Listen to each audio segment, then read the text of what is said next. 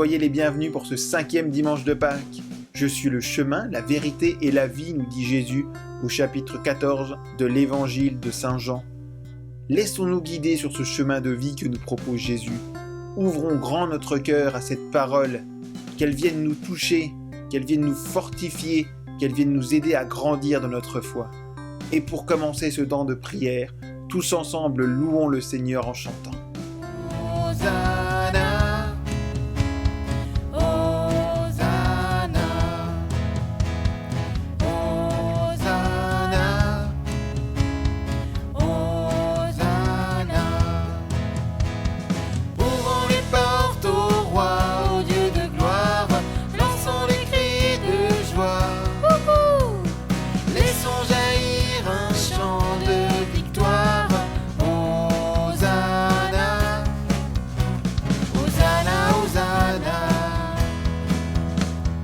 Marchons ensemble, l'ennemi tremble, Dieu est avec nous, chassons les ténèbres, ouvrons les portes au roi, au Dieu de gloire, lançons des cris de joie, laissons jaillir un chant de victoire.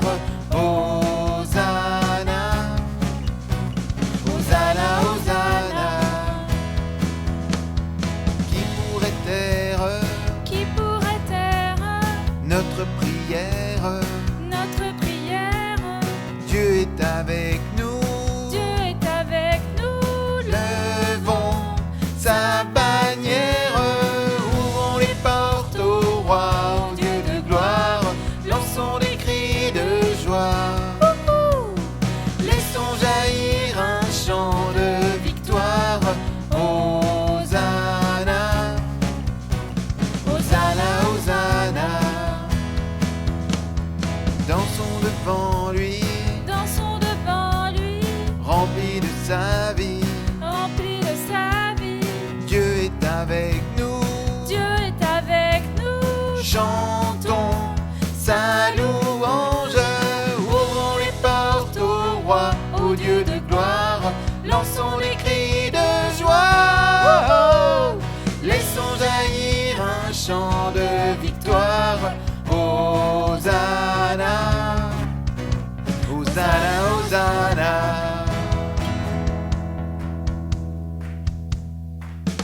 Bonjour à tous, c'est moi qui prends le relais du Père Gabriel cette semaine. Il est légèrement souffrant, mais rassurez-vous, rien de grave, un peu de repos, et la semaine prochaine, il sera de retour parmi vous.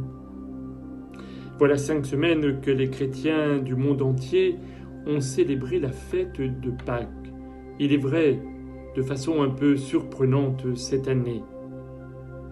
Pourtant, aucun confinement ne peut arrêter la bonne nouvelle du Christ. Il est vainqueur de la mort. Il est ressuscité. Cette bonne nouvelle est déclinée au fil des dimanches dans les textes que l'Église nous propose. Aujourd'hui, c'est au chapitre 14 de l'évangile de Jean que nous trouvons les paroles d'encouragement qu'il nous adresse. Un de ses amis, Thomas, que nous connaissons peut-être parce que nous en avons déjà entendu parler dans un autre évangile, lui demande « Mais Seigneur, nous ne savons pas où tu vas, comment pourrions-nous savoir le chemin ?» Et Jésus, d'avoir cette réponse qui peut sembler prétentieuse à certains, « Je suis le chemin, la vérité, la vie. » Pourquoi cette réponse ? Pourquoi cette prétention à se dire le chemin ? Il va nous l'expliquer un peu plus loin en répondant à une autre question d'un autre ami. Cette fois, c'est Philippe qui lui dit « Seigneur, montre-nous le Père et cela nous suffit. » Et Jésus lui dit « Mais ça fait si longtemps que je suis avec vous et tu ne me connais pas, Philippe ? Celui qui m'a vu a vu le Père. Le Père demeure en moi et j'accomplis ses œuvres. » Ce que Jésus veut dire par là, c'est qu'il est dans une telle intimité avec le Père dans un tel amour où il n'y a aucun égoïsme, que les paroles qu'il nous adresse sont les paroles d'amour que Dieu nous adresse. Aussi, voici pourquoi il peut se dire le chemin, la vérité, la vie, car ce qu'il dit lui vient de sa relation intime avec Dieu le Père. Nous qui souhaitons devenir chrétiens en demandant le baptême, nous qui sommes déjà baptisés, voici ce que nous propose le Christ, de l'imiter dans sa relation aux autres. Ouvrons nos Bibles, découvrons comment il se situe vis-à-vis des autres, comment il entre en relation, les paroles qu'il dit, les gestes qu'il pose. Ce sont toujours des gestes d'amour, des gestes qui relèvent, des gestes qui font vivre. Si nous voulons être son ami, si nous souhaitons devenir son disciple, alors il nous faut, avec lui, poser les mêmes gestes. Alors c'est un chemin, on ne s'improvise pas tout de suite disciple, on l'apprend en fréquentant le Christ à travers les Écritures, à travers la Bible, en découvrant les messages qu'il nous adresse. Mais c'est à nous, aujourd'hui, de dire l'amour de Dieu, de dire l'espérance, de rendre l'espérance à notre monde qui a peut-être tant besoin de nos prières et de témoins d'espérance et d'amour. Comment, en cette période un peu troublée, vivre déjà ce message? Tout simplement, en prenant soin de nous, en prenant soin des autres. Ou plutôt, en prenant soin des autres, nous prenons soin de nous.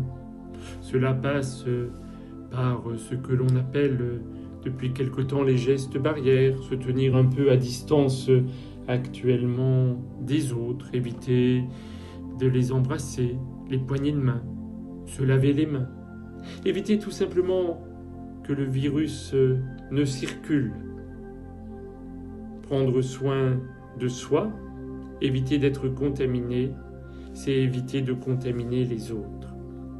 Mais c'est aussi inviter des nouvelles façons d'être en relation, inventer des nouvelles solidarités, être créatif, imaginatif, et puis dire que rien n'est foutu, rien n'est perdu, et que, j'allais dire, toute fleur un jour ou l'autre fleurit.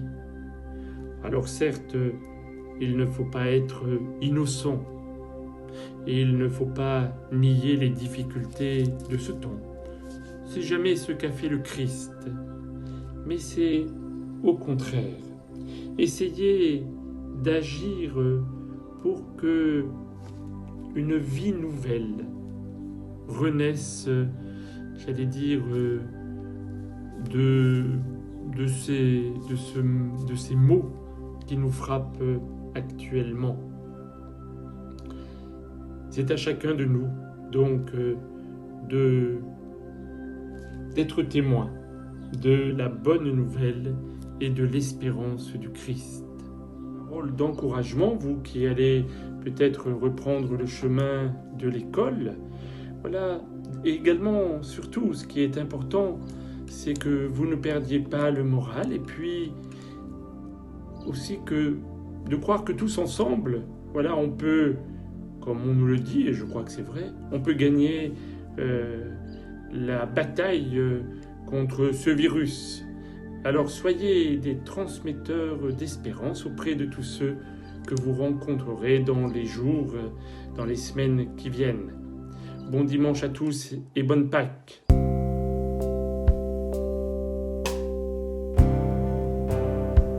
Je te salue Marie, comblée de grâce, le Seigneur est avec toi. Tu es bénie toutes les femmes. Et Jésus